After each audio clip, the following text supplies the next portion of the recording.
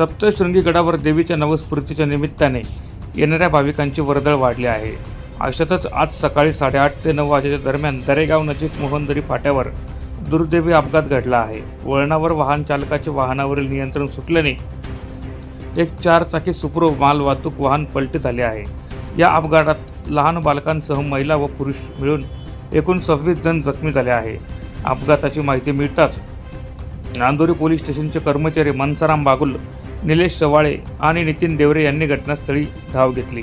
कळवण तालुक्याचे वैद्यकीय अधिकारी डॉक्टर अभय बंगाळ यांनी तातडीने रुग्णवाहिका बोलवून जखमींना वणी येथील ग्रामीण रुग्णालयात उपचारासाठी हलवले। अपघातानंतर परिसरातील युवकांनीही मदतीसाठी धाव घेतली। कळवण येथील पंकज पाचपिंड यांनी आपल्या खासगी वाहनाने काही जखमींना वणी रुग्णालयात पोहोचवले। तसेच नांदुरी येथील चालक मालक संघटनेचे सदस्य व रुग्णवाहिका चालक पोपट गायकवाड, प्रशांत पाटील व घनश्याम निकम यांनीही मदत कार्यात मोलाचे योगदान दिले। कुठून चालले आम्ही पाथडी फाट्यावर।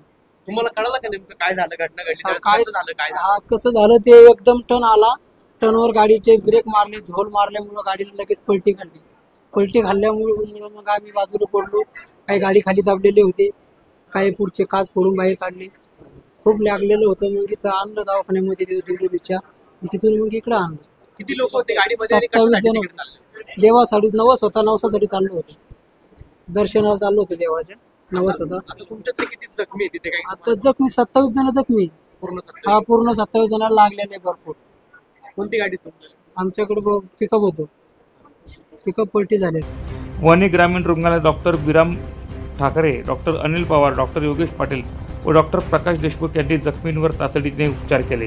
काही गंभीर जखमी भाविकांना पुढील उपचारासाठी नाशिक सिव्हिल रुग्णालयात हलवण्यात आले आहे। ब्युरो रिपोर्ट, माझा महाराष्ट्र न्यूज, नाशिक।